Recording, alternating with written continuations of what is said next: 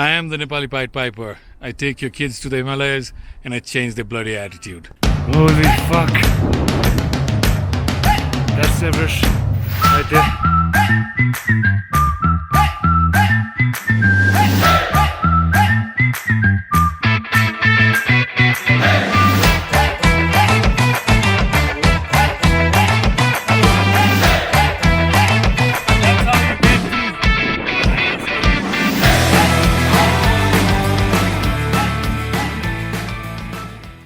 Holy fuck. That's Everest right there. I can only see the peak right now. There's Namche. Shit, man. Never encountered the mountains so close by. So close by. Even though they're covered in clouds, I'm still going crazy. So Chhitiz, having black coffee, looking at Mount Everest this way. It's behind the clouds right now, but we'll see it again. Absolutely. But as soon as we turned around this little bend right here, Chhitiz got a glimpse of Everest and Ahmedabad at the same time. And Lhotse's slight glimpse. So, 7 days of walking, getting up here, close to 4,000 meters now, probably 3,800 meters right now, and your first glimpse of Everest. Your thoughts? Never been so excited. Shit. As soon as I turned this way, damn, I knew it was Everest. Before you told me, I knew it was Everest. Oh shit. And Ahmedabad. It wasn't. The sight of Ahmedabad was really beautiful. You still only have seen 30% of total Ahmedabad. When you see it in its whole entirety, it's a holy fuck mountain. There is one called Matterhorn in Europe, and this is this is close to the.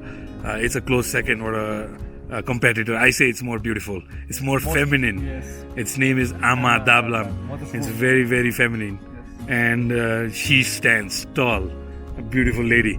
But never encountered mountains so close right now, and I'm mesmerized. The mystical vibes, the clouds swaying over the mountains. So it's absolutely beautiful, even though they're covered in. How does it affect you mentally? Maybe I'm at peace, not the peace. Not maybe, absolute. Not absolute peace. But I feel more quiet in my mind, and no thoughts coming to my mind except for the mountains. That's all. Nothing much. And that's me. If you're wondering why I'm in a hat, Indiana Jones hat, I left my hat in Lukla. I'll pick it up on my way back. But right now, like we said, we are at 3,800 meters. We got a little glimpse of Everest, and I want to talk about altitude. When you start hitting about 3,800 meters, close to 4,000 meters, this is my 10th trek, I've always felt a certain change in the air. You can distinctly find when you're trying to go up, you're panting for more air and you're taking more pauses, and it's obvious, and it's a sign that you're getting to a point where the oxygen level is 60% of what it would be in Kathmandu, and you can feel it. And along with the afternoon winds and dry circumstances, you might also feel dehydrated. So it's very important to drink a lot of water, either may it be in a form of tea, or I enjoy the ginger tea that people serve around this part of the world, and you can also go for normal water. And a technique that I use is sort of like what Wim Hof, Dutch guy that's been, you can Google his name, Wim Hof, teaches, is sort of like using a panting style of breathing that allows you to continue with your pace without losing your breath. Throwing out a lot of air and taking in a lot of air and taking pauses and just going slowly and not letting your heart rate get out of control. Once that heart rate gets out of control, you go into this sort of panic, hyperventilation sort of a mode where some people can't come back from it. And that's where if you continue to move forward, then your lungs starts getting accumulating more liquid. Those sort of things start happening. You have to keep yourself out of the elements, which is the wind. The terrain is very brutal, it's very dry, and it's very the tree line has ended now, so the oxygen level is cutting down for the same reason, which is the tree line is down to shrubs now, and you'll only find small patches of it along the way. So if you're coming up, get good advice, learn from your elders, your experienced trekkers, watch videos like ours, and learn that when you're coming up, the best way to come up is go slow, go very, very slow. And like we did, we started from Phaplu. I don't recommend that to everybody if there is a time constraint, but if it is somebody like us, which is if it's somebody that is a local, we don't have to go crazy over getting a flight to Lukla, and we can explore lower Solukhumbu as well, enjoy the hospitality there, take our time coming up, and it gives you a good pace. And maybe also for first timers like me. Yeah, like Chhitiz is a first timer, so it gives you a good pace, an experience, a build up, a right momentum towards going to the second phase of this trek, which is absolutely the roof of the world. So don't take it lightly, get good advice, read a lot of blogs, watch vlogs. That way you know what to expect when you come up here. And if you're a local Nepali watching this, then I suggest that you do, because it also brings in the economy into the mountains. And let's say for some reason 2020 is not as successful, we can also encourage the local tourists to add to that number, so that at least through local tourism also it's supported, the project is aided. So I think we'll put some tags in our video as well for the upcoming travel year for Nepal, which is 2020. I encourage all my friends that live abroad, take some time out of your busy work. Don't chase the fucking dollar all the time. Come up and see Mount Everest. Don't give bluff to people out there saying, hey, I'm from the country of Mount Everest. I've seen it twice, motherfuckers. What the fuck are you guys doing?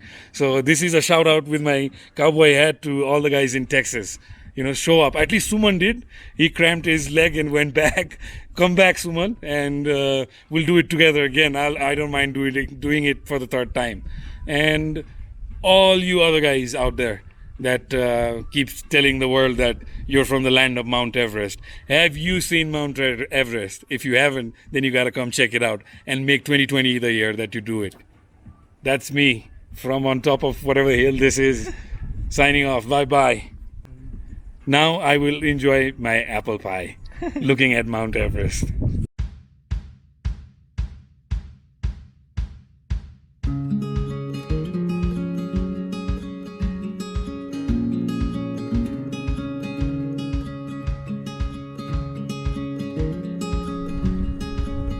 Right now I'm at a grass field above Namche Bazar, and I guess the place's name is Sangbose, which is about a few hundred meters above Namche Bazar, probably a 45 minutes climb from Namche Bazar. Well, I just meditated for a while, and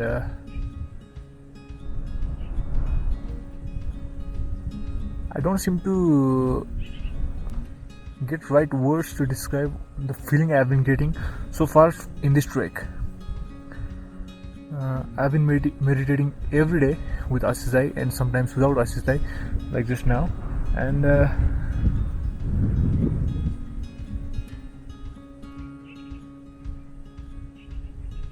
I just guess I'm more alert. I've been seeing minute details in the ground, in the sky, of course the ridges all over, and the swing of wind, the rhythm, the branches sway over and across.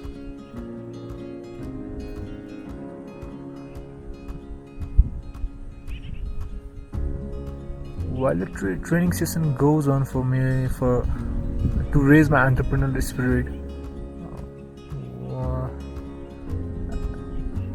it is also enhancing my spiritual quest, I guess. The day we left Kathmandu, I've been feeling a sensation that something's gonna happen, something's gonna come. And while I'm out here meditating with Ashish Dai and in the room, and yesterday while Ashish Dai conducted a guided meditation, I felt something, and I'll share that with Ashish Dai when the time comes. And I'm not quite aware of I'm not quite sure what was the feeling all about, and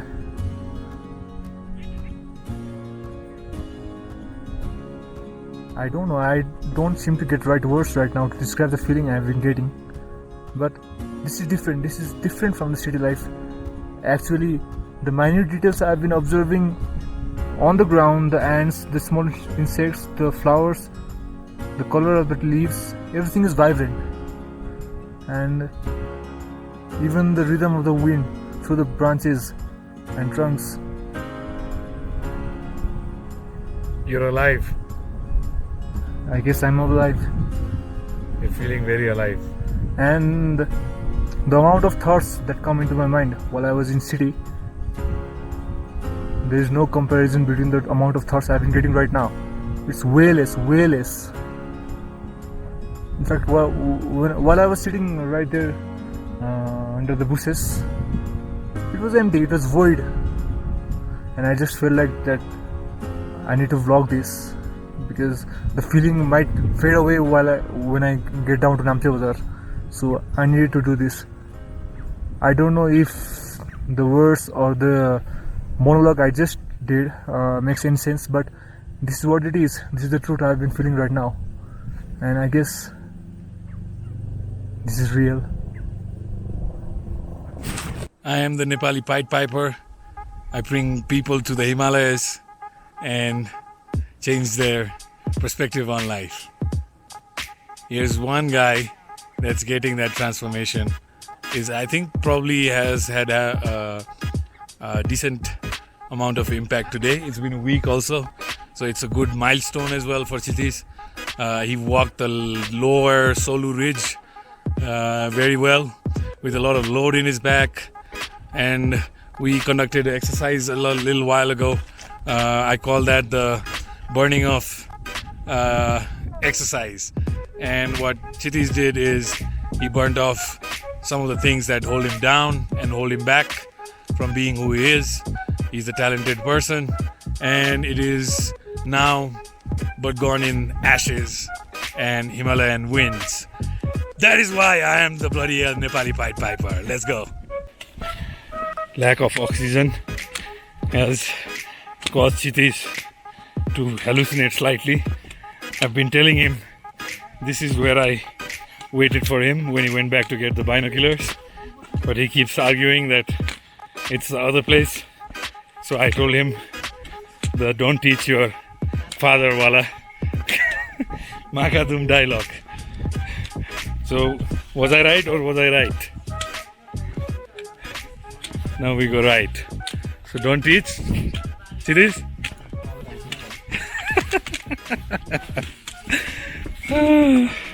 We had a fun day in Namche.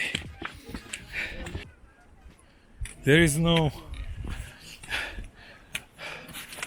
absolutely no unnecessary information here, which is the only information we're taking in is our surrounding, nature, maybe signs from our body telling us if we are hungry or tired, that sort of thing. Besides that, is there any information that we're taking in? No.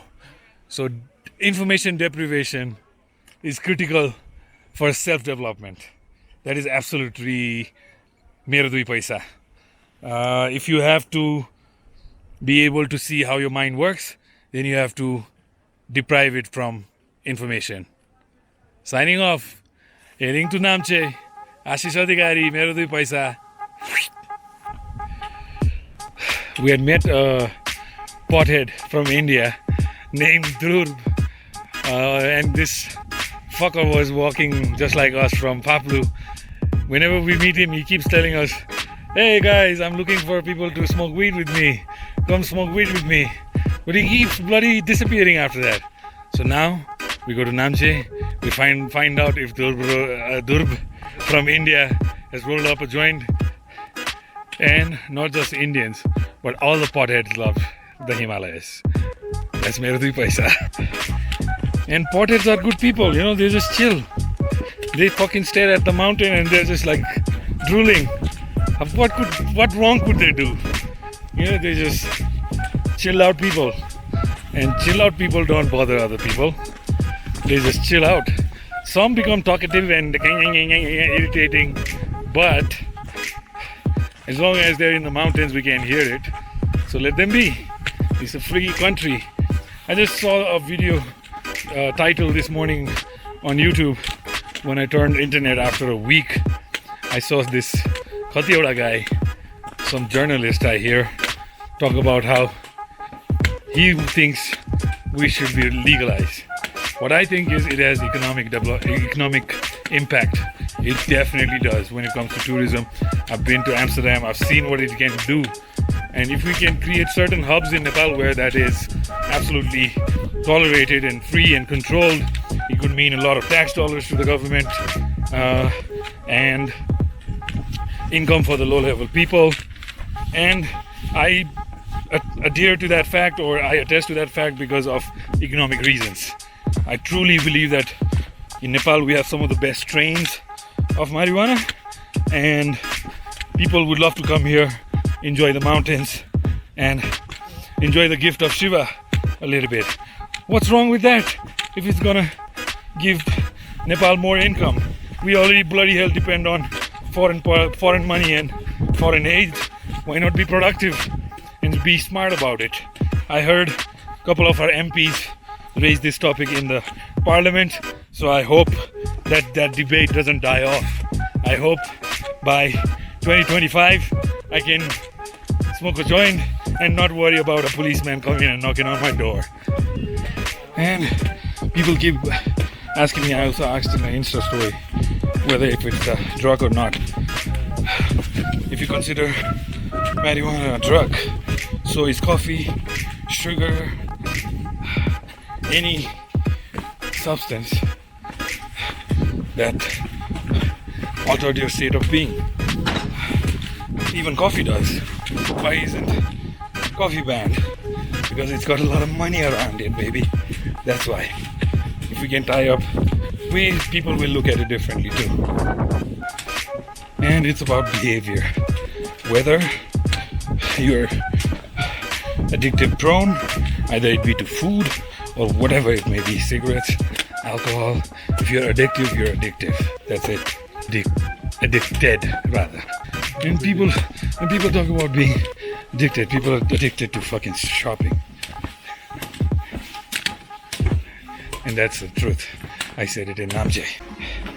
And I've seen more lives be destroyed with cigarettes and alcohol than any of the substances that I talked about. And we've got close to where fucking Dhruv stays. So let's find out if he's around. Was it here? Or further down? Where the fuck is Dhruv? The weed man from Hyderabad. Dhruv, the weed man from Hyderabad. We just made you famous. And guess what? We found Mr. Dhruv. Let's go meet him.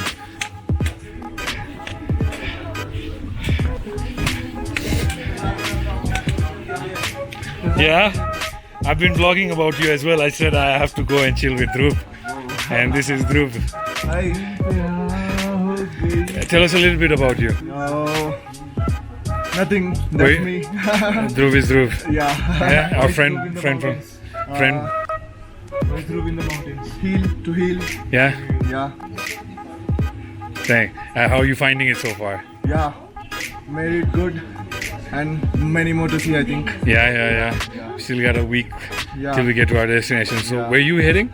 EBC and Kalapatthar? Kalapatthar. Yeah. Right on. Yeah. We'll see you more often. Yeah. Where do you intend to be right Sorry? now?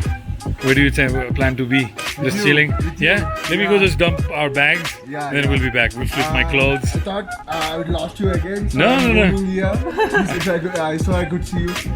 Oh yeah? I'll come and see you in a minute. Yeah. Around here. See you. So I asked Dhruv how old he thinks I am, and he said I'm 28. He just made my day, dude. And happy as fuck. And these two young boys think I'm 28. Yeah, I'm balling, man. We'll go dump our bags. We'll come back. How old is he? 37. 37, my friend. Whoa. Almost. I'm very young at heart. And I like to stay that way. Yeah. Yeah. And You're blessed with that, I think. yeah. I'm blessed with that, man. And we'll come and chill. Yeah. Yeah. I'll go put my bags down, flip my clothes, see if they're dried. And then we'll come and chill with Dhruv. See you. The Buddha temple, right? Okay. So we'll find out if my clothes are dried or not. I'd be a very happy man if I found my clothes really dried up. Here we've arrived to our wonderful lodge. And Chhitiz, take over the camera work.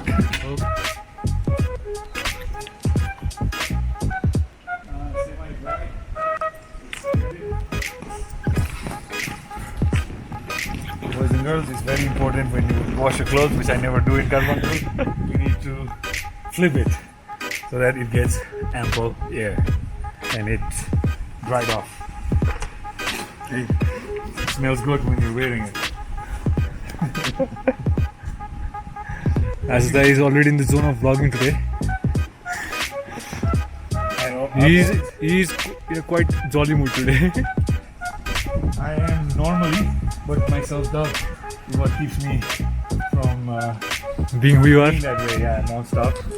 But if I was to gain more confidence in this, Is it I be- can get better than this. Is it because of the city life? I think so. I hate fucking city life. I don't like it. It's very intruding all the time.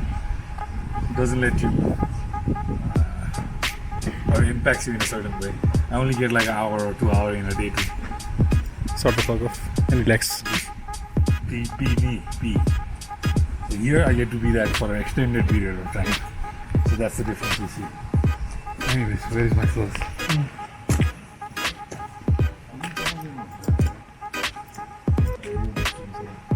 They have dried, especially the ones.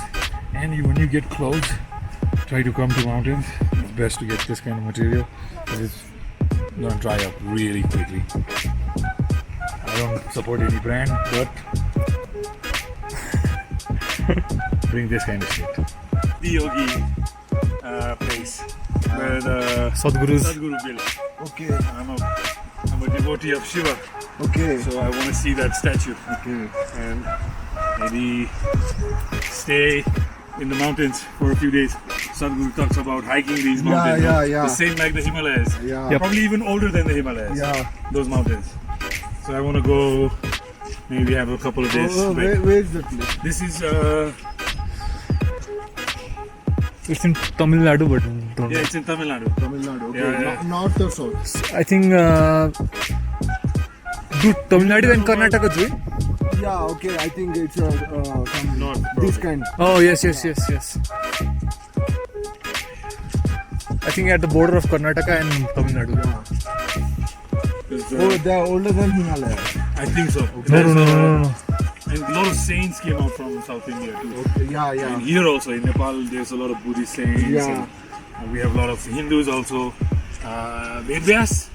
Mahabharata was Yep. written right in the India-Nepal border Yep. by Vedvyas. The ashram is still there. So, you know, Oh. And Valmiki too. Valmiki Yep. is what I meant. Yeah.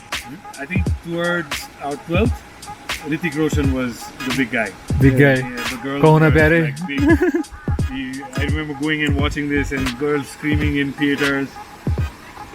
There was even a riot because of him in Nepal. Yep. I remember the ad. I was a little But kid. if I had to choose one movie star that I look up to in India, Madhuri Dixit. Man. This She's is the best. She's the best. Dance, just a real movie star. Acting, all her movies were hits. I was a big fan. Right now, who's the it at your? Sorry? Who's the big star? Big star, girl? okay. Deepika. Deepika, Katrina, not Katrina. Alia maybe. No. Deepika. And Priyanka. Deepika, yeah. Priyanka is big. Priyanka has gone global. She's she's gone big. global. Yeah, she's in Impact. She was in Impact Theory. You know that podcast? Really? Impact Theory, man, yeah. Or Quant- London Real. Sorry. Quantico serial. Yeah. Yeah. She's worked with the best in the world, and that's very good. Even married the other man. Yeah, I don't know how long that's gonna last. Tomorrow we are heading out to Tenboche maybe, and further up in the trail there will be no bazaars, no shops, so I'm going out into the bazaar again to get some snacks for us on our way. I'll probably get some cheese maybe. Cheese is the main objective of the bazaar hunt, and maybe something more like a trail mix. So let's go and hunt for cheese in Namche Bazaar.